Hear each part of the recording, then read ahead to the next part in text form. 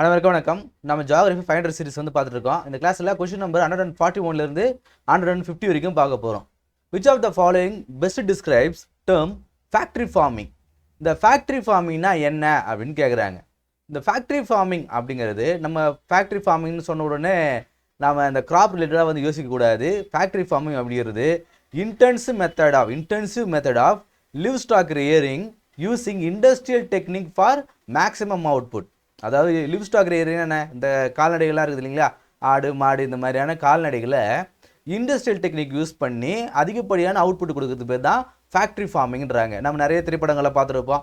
மாற்றான திரைப்படத்தில் கூட காட்டுவாங்க பாருங்கள். இப்போ சூர்யா அவர்கள்லாம் ஒரு ஃபார்மிங்க்கு போவாங்க, அங்கே மாடுகள்லாம் இருக்கும். ஸோ இந்த பால் கறக்கிறதுலாம் கூட வந்து அந்த மிஷினுக்கு வந்து யூஸ் பண்ணுவாங்க, அதுக்கு தீவனம் கொடுக்குறது. ஸோ இதுதான் வந்து ஃபேக்ட்ரி ஃபார்மிங் அப்படி வேறு. அப்போ option D is the right answer. அடுத்து question number 142. Which of the following best describe the dark factory? Dark ஃபேக்ட்ரினா என்ன அப்படின்னு கேட்டிருக்காங்க. ஸோ டார்க் ஃபேக்ட்ரி அப்படிங்கிறது மனிதர்களுடைய ஈடுபாடு இல்லாமல், மனிதர்களுடைய இன்புட் இல்லாமல் ஒரு வேலையை முழுவதும் வந்து ஏஐயும் டெக்னாலஜிஸும் யூஸ் பண்ணி செய்கிறது தான் வந்து டார்க் ஃபேக்ட்ரிஸ் அப்படின்னு சொல்கிறாங்க. ஸோ அதுபடி பார்க்கும்போது fully automated manufacturing units that operate without human workers and லைட்டிங்கிறாங்க. ஸோ அதாவது ஃபுல்லி ஆட்டோமேட்டட், மனிதர்களே தேவை கிடையாது. ஸோ எல்லா வேலைகளும் நம்ம நிறைய இந்த ஃபேஸ்புக்கு ட்விட்டர்லாம் பார்க்குறோம், இன்ஸ்டாகிராம்லாம் பார்க்குறோம். இந்த ஃபேக்ட்ரியில் வந்து ஆட்டோமேட்டிக்காக வந்து எல்லா பொருட்களையும் தயாரித்து அதுவே பேக் வேறு பண்ணிடுது. ஸோ இதுதான் வந்து டார்க் ஃபேக்ட்ரிஸ் அப்படின்னு சொல்கிறாங்க. ஃபுல்லி ஆட்டோமேட்டடாக ஏஐ ரிலேட்டடாக இருக்கக்கூடிய ஃபேக்ட்ரிஸ். அடுத்து question number 143. Which of the following statement best describe the basic industries? Basic இண்டஸ்ட்ரினா என்னன்னு கேட்குறாங்க. பேர்லேயே நமக்கு தெரியுது. பேசிக் இண்டஸ்ட்ரினா இருக்கும், ஒரு பொருளோட உருவாக்குறத விட பேசிக் இண்டஸ்ட்ரி அப்படின்னு நமக்கு தெரியும். ஸோ அதுதான் ஆரம்பம். ஸோ அப்போ இருக்கிற ஸ்டேட்மெண்ட்லாம் படிக்கும்போது நமக்கு என்ன தோணுது? Industries that supply raw materials for the production of other good. மற்ற பொருட்கள் உருவாகிறதுக்கான ஒரு ரா மெட்டீரியலை உருவாக்கி கொடுக்கக்கூடிய இந்த இண்டஸ்ட்ரி தான் வந்து பேசிக் இண்டஸ்ட்ரின்னு சொல்லலாம். ரைஸ் மில் சொல்லலாம். ரைஸ் மில் அப்படிங்கிறது ஒரு பேசிக் இண்டஸ்ட்ரீஸ். ஏன் அதை சொல்கிறோம்? அங்கே வந்து மாவுலாம் இருக்குது, அரிசி இருக்குது, கோதுமை இருக்குது. அதை அரைச்சி ஒரு பேசிக் கொடுக்குது இல்லையா, ஒரு பேசிக் பொருளை கொடுக்குது. ஸோ அதை வச்சு யார் வேணாலும் இந்த ரொட்டி செய்யலாம், இட்லி செய்யலாம், தோசை செய்யலாம். ஸோ அந்த பேசிக்கை கொடுக்குறதுனால ஸோ இது பேசிக் இண்டஸ்ட்ரீஸ் அப்படின்னு சொல்கிறோம். சரியா? அடுத்து question number 144. With reference to Indian geography consider கீழக்கூடிய 5 ஸ்டேட்மெண்ட்டை பார்க்க சொல்கிறாங்க.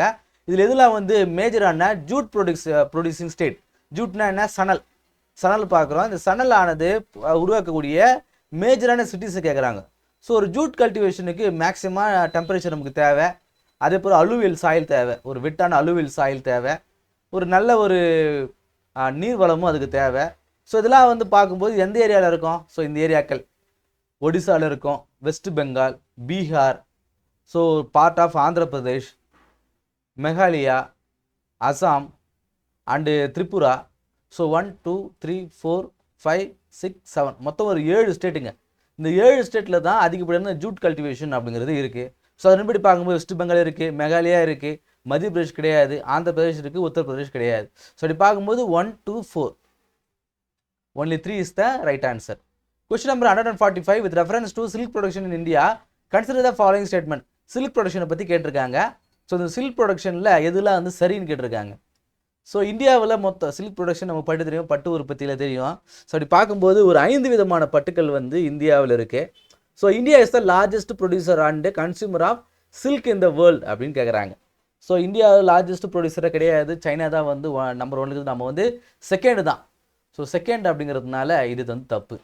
India is the only country producing all 5 known commercial varieties of silk. இந்தியாவில் ஒரு 5 விதமான கமர்ஷியல் வெரைட்டிஸ் ஆஃப் சில்க் இருக்குன்றாங்க. இது சரிதான். ஸோ மல்பெரி, டிராபிக்கல், ஓக்கு, எரி, முகா அப்படின்னு சொல்லிட்டு ஒரு 5 விதமான கமர்ஷியல் சில்க்ஸ் வந்து இருக்கு. ஸோ இது வந்து சரி. Karnataka is the largest producer of mulberry silk in இந்தியான்னு சொல்கிறாங்க. கரெக்டு தான். கர்நாடகா மட்டும் கிடையாது, கர்நாடகா, தமிழ்நாடு, வெஸ்ட் பெங்கால், ஸோ இந்த மாதிரி ஜம்மு காஷ்மீர், ஸோ இந்த இடங்கள் எல்லாமே வந்து சில்க் ப்ரொடக்ஷனில் அதிகமாக வந்து உற்பத்தி செய்யக்கூடிய மாநிலங்கள். அப்போ இதுவும் சரி. அப்போது 2 3 option B is the right answer. Question number 146. Which of the following best describe the core idea of capability approach? இந்த ஹியூமன் டெவலப்மெண்ட்டில் கேப்பபிலிட்டி அப்ரோச் என்னென்னு சொல்கிறாங்க. கேப்பபிலிட்டி அப்ரோச்னா என்ன? ஸோ என்கிட்ட ஒரு கேப்பபிலிட்டி இருக்குது, ஸோ அதை குறித்து அப்ரோச் பண்ணுறாங்க அப்படின்ற மாதிரி சொல்கிறாங்க. ஸோ அதன்படி பார்க்கும்போது development means enhancing people's freedom to live the life they value. So அவங்க நினைக்கக்கூடிய ஒரு வேல்யூ, அதாவது அவங்க விரும்புகிற, அவங்க மதிக்கக்கூடிய ஒரு லைஃப்பை அவங்க வாழறதுக்கான அந்த ஃப்ரீடமை என்ஹான்ஸ் பண்ணி கொடுக்குறது தான் வந்து டெவலப்மெண்ட்றாங்க. இதுதான் வந்து கேப்பபிலிட்டி அப்ரோச். அதான் வந்து ஒரு டாக்டர் ஆகணும்னு நினைக்கிறேன். ஸோ அதனுடைய நான் அதை வேல்யூ பண்ணுறேன். ஸோ அந்த வாழ்க்கையை வாழ்வதற்கான, டாக்டர் ஆகிட்டு நான் ஒரு சேவை செய்யக்கூடிய அந்த வாழ்க்கையை நான் வாழ்வதற்கான அந்த ஒரு ஃப்ரீடமே எனக்கு கொடுக்குறது பேர் தான் டெவலப்மெண்ட். அதுதான் வந்து கேப்பபிலிட்டி அப்ரோச் அப்படின்றாங்க. So option C is the right answer. Question number 147, which of the following describes the transhumance. நிறைய நம்ம இந்த டெர்மினாலஜி தான் பார்க்குறோம்ல அந்த கிளாஸில். ஸோ இந்த transhumance in the context of pastoral practices. பாஸ்டரல்னா என்ன? இந்த ஆடு மாடுகளை மேய்ச்சல் கூப்பிட்டு போகிறாங்க இல்லையா? ஸோ இதான் வந்து பாஸ்டரல் அப்படின்னுவாங்க. ஸோ இந்த பாஸ்டரல்ஸ்லாம் எதில் வந்து அது சம்மந்தமாக இந்த டிரான்ஸ்ஹியூமன்ஸ்லாம் என்னன்னு கேட்குறாங்க.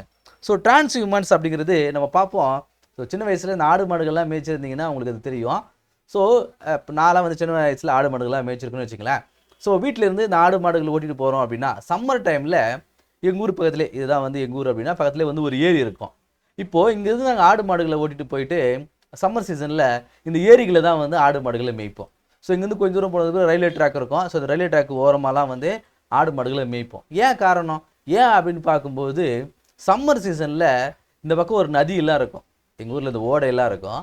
ஸோ இந்த நதி ஓரமாலாம் வந்து பார்த்திங்கன்னா சம்மர் சீசனில் ரொம்ப ட்ரை ஆகிட்டு இருக்கும், அந்தளவுக்கு வந்து விளைச்சல் இருக்காது. ஆனால் அதே போல் சம்மர் சீசனில் இதெல்லாம் வந்து ரொம்ப காலியாக இருக்கும். காலியாக இருக்க மீன்ஸ் வந்து ஏரியில் வந்து தண்ணி இருக்காது. அப்போ இங்கே வந்து ஆடு மாடுகள்லாம் வந்து மேய்க்கலாம். ஆனால் மழை காலத்தில் இங்கெல்லாம் வந்து தண்ணி ரொம்பிடும். நம்ம என்ன பண்ணுவோம், இங்கே இல்லாமல் ஸோ இந்த பக்கம் வந்து இந்த ஓடைக்காக வந்து ஓட்டிகிட்டு போவோம். இங்கே தண்ணி வரும், பட் ஆனால் இங்கே நிறைய தோப்புகளாக இருக்கும், அதில் மேய்ப்போம். ஸோ அப்படி பார்க்கும்போது இதுதான் வந்து டிரான்ஸ்ஹியூமன்ஸ் அப்படின்றாங்க. அதாவது ஒரு சீசனில் ஒரு இடத்துக்கு ஆடு மாடுகளை ஓட்டிட்டு போய் மேய்க்கிறதும், இன்னொரு சீசனில் வேறு ஒரு இடத்துக்கு ஆடு மாடுகளை ஓட்டி போய் மேய்க்கிறோம் இல்லையா, இதுதான் வந்து டிரான்ஸ்ஹியூமன்ஸ் அப்படின்றாங்க. ஸோ இது பெரும்பாலும் வந்து இந்த நொமாடிக் கல்ச்சர்லேயும் இந்த ஆடு மாடுகள் மேய்க்கிறவங்ககிட்ட இது அதிகமாக வந்துருக்கும். ஸோ இது எங்கே இருக்கும் அப்படின்னு பார்க்கும்போது இந்த சென்ட்ரல் ஏஷியா, ஸோ அந்த மாதிரியான பகுதிகளில் இந்த கசகஸ்தான், கிர்கிஸ்தான், உஸ்பெகிஸ்தான் இந்த மாதிரியான நாடுகள் இருக்கும். அதே போல் இமாலயன் ரீஜனில் இந்த மாதிரியான ப்ராக்டிசஸ் இருக்கும். The seasonal movement of live stock between highlands and lowlands. So summer சீசனாக இருக்குன்னு வச்சுங்களேன், மலைக்கு மேலே ஆடு மாடுகளை மேய்ப்பாங்க. வின்டர் சீசனாக வந்துச்சுன்னா கீழே வந்து மேய்ப்பாங்க. ஸோ இதான் வந்து இப்படி லோ லேண்டுக்கும் ஹைலேண்டுக்கும் சீசனல் மூவ்மெண்ட் இருக்குது இல்லையா, இதான் வந்து டிரான்ஸ்ஹியூமன்ஸ் அப்படின்றாங்க. Option B is the right answer. Question number 148, consider the following statement with regard to mineral mining regulations in India. Mineral mining குறித்து ரெண்டு ஸ்டேட்மெண்ட் கேட்டிருக்காங்க. இதில் இதை வந்து சரின்னு கேட்டிருக்காங்க. Only the public sector companies are allowed to perform uranium mining in India. Uranium வந்து மைன் பண்ணுறதுல வந்து ஒன்லி வந்து கவர்மெண்ட் செக்டருக்கு மட்டும் தான் அலோடுன்றாங்க. கரெக்டு தான். ஏன்னா வந்து ஸ்ட்ராட்டஜிக் இம்பார்ட்டன்ஸ்னால யுரேனியம் மூலமாக வந்து அதை வந்து நம்ம ஆட்டம் பாம் வந்து செய்ய முடியுன்றதுனால, அணுசக்தி அணு ஆயுதத்தை செய்ய முடியும் அப்படிங்கிறதுனால நம்ம அதை வந்து பப்ளிக் செக்டருக்கு கொடுக்கல. ஏன்னா அதை என்ரிச் பண்ணுறதன் மூலமாக அட்டாமிக் பாம் தயாரிக்க முடியும். ஸோ அதனால் நம்ம கொடுக்கல. சரி. Uranium is the categorise the major mineral by the government of India. யுரேனியமை நாம் மேஜர் மினரலாக வந்து கேட்டகரைஸ் பண்ணியிருக்கோம். இது சரி தான். நம்ம லாஸ்ட் கிளாஸ் இந்த சீசன் நிறைய தடவை பார்த்துருப்போம். மேஜர் மினரல் என்ன, மைனர் மினரல்னா என்னன்னு சொல்லியிருப்போம். அப்போ ரெண்டு ஸ்டேட்மெண்ட் வந்து சரி. So option A is the right answer. Question number 149, consider the following minerals.